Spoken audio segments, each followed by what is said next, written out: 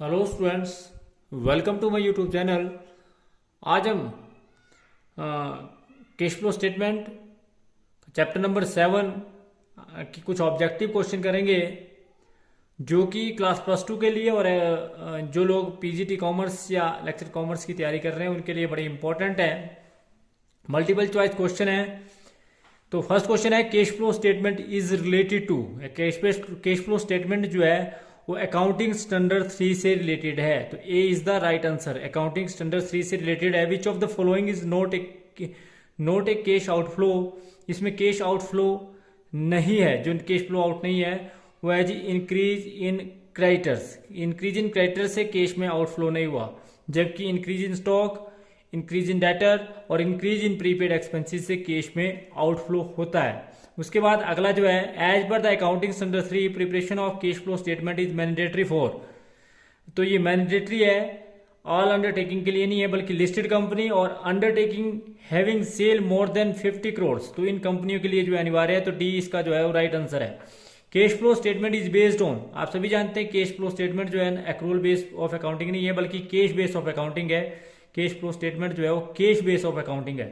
Cash flow statement is prepared from, cash flow statement जो है वो statement of profit and loss account से, balance sheet से और एडिशनल इन्फॉर्मेशन से, सभी से तैयार की जाती है। इसका मतलब ऑल ऑफ द अबव इसका राइट आंसर है। उसके बाद preparation of cash flow statement it is mandatory. तो इस बात का ध्यान रखें, कैश फ्लो स्टेटमेंट जो है प्रिपेयर करना मैंडेटरी है। उसके बाद for calculating cash flow from operating activities which is add to net profit. तो इसमें ऐड किया जाता है नेट प्रॉफिट में।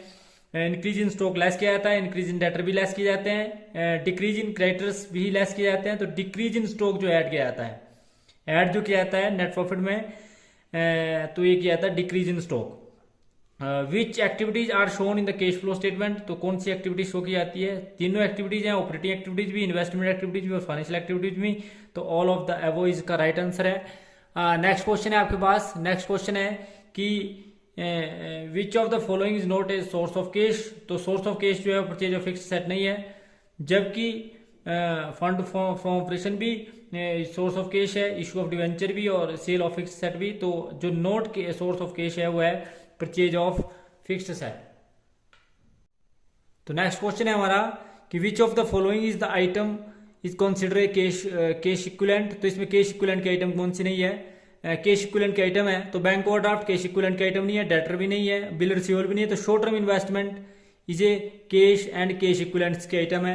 और विच of the following is not a cash equivalent item. इसमें अगले क्वेश्चन में भी कि विच of the following is not a cash flow item. तो शॉर्ट टर्म डिपॉजिट जो है वो कैश इक्विवेलेंट के आइटम है, ट्रेजरी बिल कैश इक्विवेलेंट के आइटम है, marketable security also cash equivalent के आइटम है। तो investment is not an cash and cash equivalent item. उसके बाद है which of the following is not an application of cash.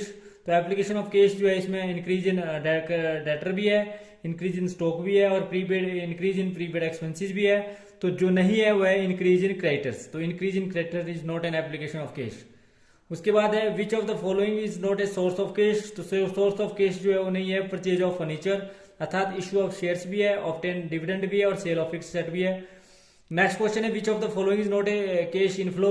Cash inflow नहीं है जो इसमें, वो है decrease in creditors. Decrease in creditor is not an cash inflow, cash inflow नहीं है। जबकि decrease in debtors, issue of shares और सेल ऑफ फिक्स्ड सेट जो है ये कैश इनफ्लो की आइटम है। उसके बाद अगला है which increase in the amount of prepaid expenses result in. तो ये decrease in cash, decrease in cash, cash जो है इससे डिक्रीज होता है। उसके बाद अगला है cash cell is operating activities. Cash cell is an operating activities, cash cell is an operating activities. उसके बाद है issue of debenture for cash is an financial activities. ये ध्यान रखना इस बात का, issue of debenture for cash is a financial activities. Which decrease in the amount of prepaid expenses result in.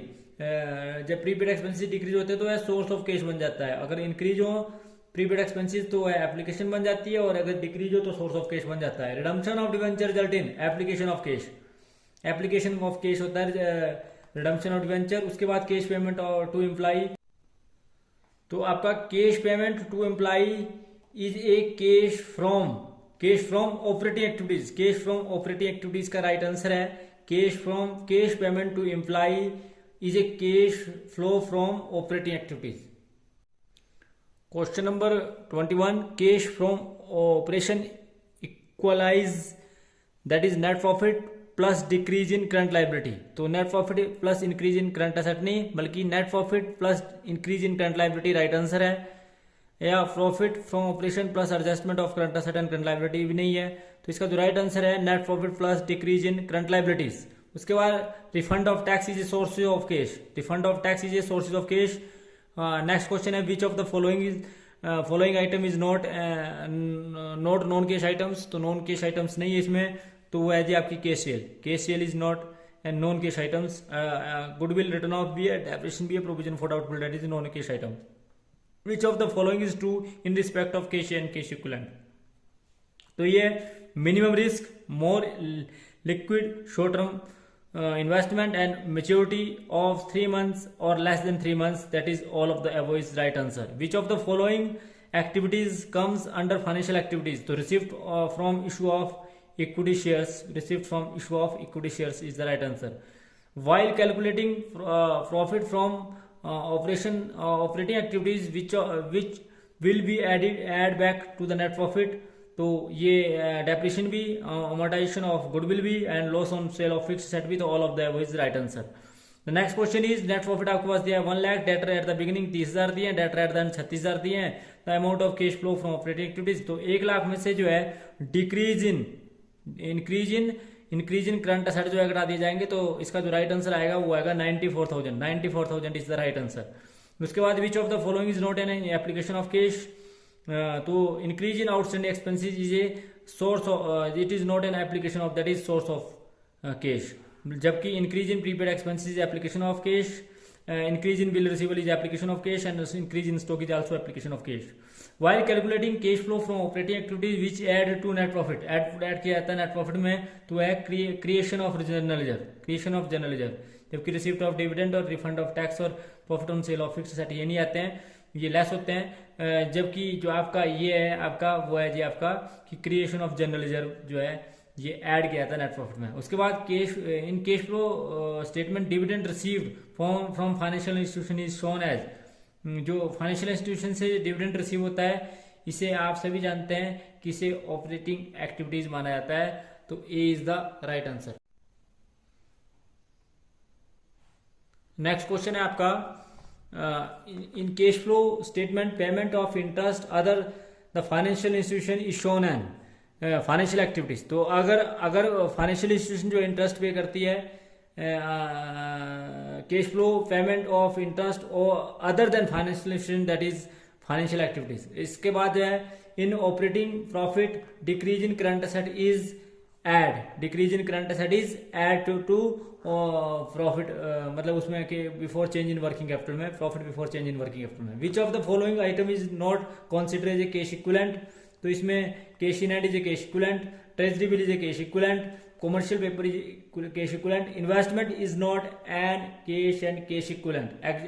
Example of cash flow from investment activities is, तो ये है आपका sale of furniture, cash sale of furniture, cash sale of furniture, तो इसके अंदर जो आएगा। उसके बाद जो है example of cash flow from financial activities, तो cash flow from financial activities जो आएगा इसके अंदर आएगा issue of share for cash, जबकि सेल ऑफ गुड्स जो है वो ऑपरेटिंग एक्टिविटीज में आएंगे, और रिसिप्ट ऑफ इंटरेस्ट और सेल ऑफ इन्वेस्टमेंट जो है ये आपकी इन्वेस्टमेंट एक्टिविटीज में आएगा। उसके बाद in cash flow statement purchase of goodwill is treated as cash flow from investing activities. Any type of purchase of any asset is included under the list of investment activities. उसके बाद है issue of share for purchase consideration of machinery is no flow of cash, that is no flow of cash, neither inflow or neither outflow. उसके बाद which of the following is not an example of cash outflow, तो ये है जी आपका issue of debenture. Which of the following is not an cash inflow, तो ये आपका है purchase of fixed asset. उसके बाद है there was a cash balance on 1st April 2018 of rupees 2 lakh. There was cash used in operating activities 28,000, issue of debenture 80,000 and purchase of plant and machinery 64,000 during the year. Cash balance जो है आपके पास कितना आएगा, तो इसमें आपके पास ABC option दिए हैं 188 जो है वो इसका राइट आंसर है। Cash use in operating activities 28,000, cash flow from financial activities that is 80,000 and cash use in investing activities that is 64,000। तो इसको आप प्लस माइनस करेंगे तो आपके पास 12,000 आया। Net decrease in cash and cash equivalent, opening balance of cash and cash equivalent में जमा करेंगे तो 1,88,000 जो है इसका आंसर आएगा। तो closing balance of cash in hand जो है वो आएगा 88,000। तो इस प्रकार से ये था जी हमारा क्वेश्चन। नेक्स्ट क्वेश्चन है which of the following activities come under the financial activities. तो receives from issue of equity shares is a financial activities. KCL is a operating activities. Sale of investment is investing activities. Purchase of debenture जो है इसके अंदर नहीं आएगा। तो इसमें जो फाइनेंशियल एक्टिविटीज है आइटम आएगी जो है वो आएगी जी आपकी issue receive from issue of equity shares. उसके बाद जो है अगला है which of the following is not a cash items. तो इसमें कैश आइटम नहीं है, तो डेप्रिसिएशन भी नहीं है और गुडविल रिटर्न ऑफ नहीं है, बोथ जो है वो कैश आइटम्स नहीं है। उसके बाद अगला जो है आपका क्वेश्चन है वो है जी which of the following cash from operating activities will decrease due to increase in current asset and decrease in current liability, both जो है इसका राइट आंसर है। उसके बाद है provision for taxation is current liability and internal reserve. तो ये बहुत इसका आंसर है, करंट लायबिलिटी भी है और इंटरनल रिजर्व भी है। Which of the following is not an example of investment activities. तो इन्वेस्टमेंट एक्टिविटीज के एग्जांपल है dividend receive on shares, interest receive on debenture, sale of long term investment. जो इसका एग्जांपल नहीं है इंक्रीज इन डेटर। उसके बाद है which of the following is not A source of cash. तो ये आपका है purchase of intangible asset, fund from operation भी है, issue of long term borrowings भी है, सेल ऑफ प्लांट भी है। सोर्स ऑफ कैश जो आपका नहीं है वो है purchase of intangible asset. Which of the following transaction will result into flow of cash. तो इसका एग्जांपल है डिपॉजिट कैश इनटू बैंक, ये नहीं है। उसके बाद विड्रॉ कैश फ्रॉम बैंक भी नहीं है। Sale of machinery book value 74,000, sold at loss 9,000, ये भी नहीं है। तो इसका है converted 2 lakh debenture 9% debenture will result into 9% debenture into equity shares. तो ये जो है इसका राइट आंसर है। उसके बाद following are include in cash equivalents. तो कौन सा है जी आपका ट्रेजरी बिल भी है, ट्रेड बिल भी है, bank deposit and short term maturity भी है। तो ऑल ऑफ द वो इसका राइट आंसर है। उसके बाद है वाइल कैलकुलेटिंग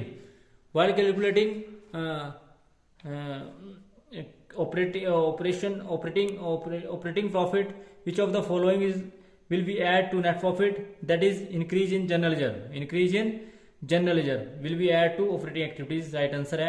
उसके बाद among the following payment of bonus to employee by an insurance company which type of activities, that is operating activities। तो ये आपकी operating activities है।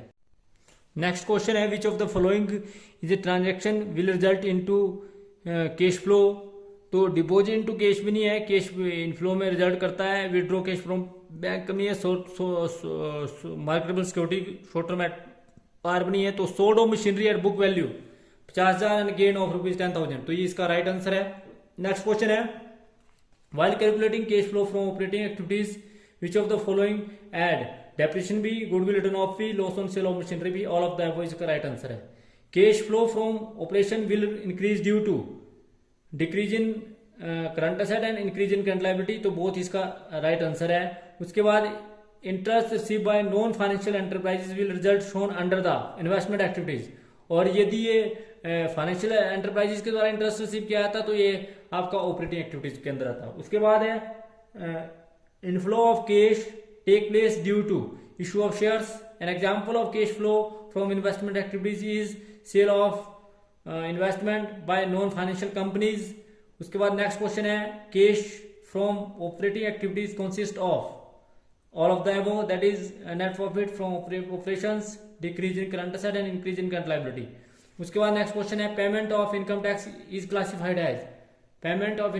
Classified as operating activities. उसके बाद है an example of cash flow from operating activities is sale and goods and services. जबकि sale of investment है investment activities, interest paid, term deposit by the bank financial activities है, interest on debenture is also financial activities. तो sale of goods and services जो इसका right answer है। Which of the following is always classified under financial activities while preparing cash flow statement as well as manufacturing concern। तो dividend paid जो है इसका right answer है, तो D is the right answer.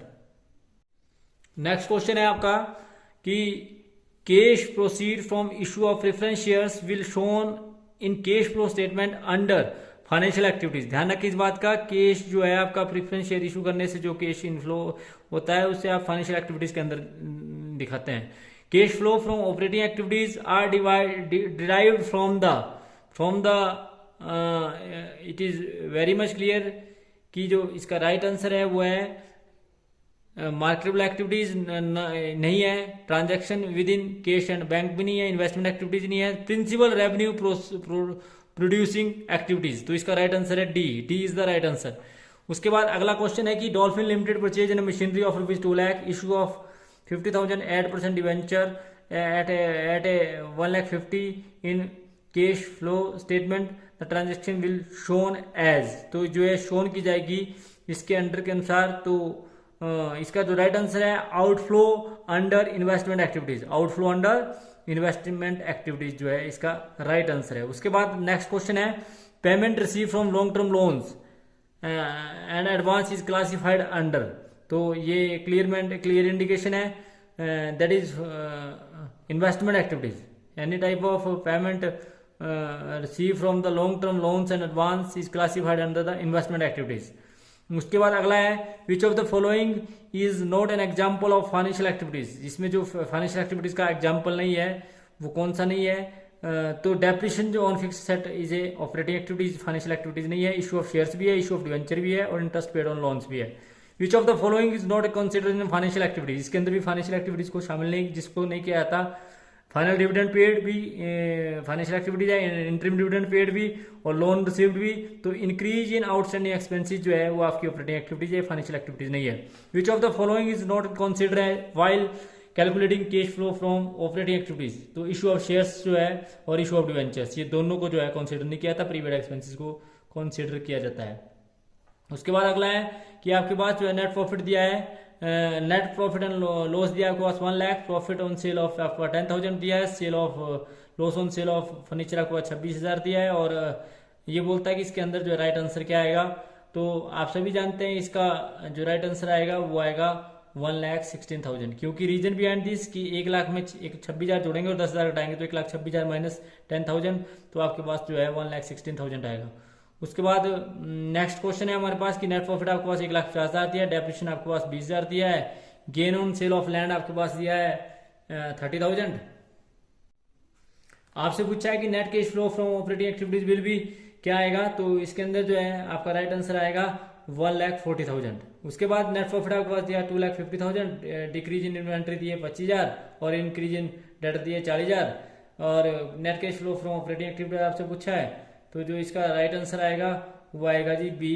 That means कि 2,50,000 में आप 25,000 जोड़ेंगे और 40,000 हटाएंगे तो 2,35,000 आपके पास आंसर आएगा। तो इस प्रकार से ये थी हमारी आज की video. Thanks for watching the video. Please like, comment and subscribe my channel and press bell icon for next notification. Thank you.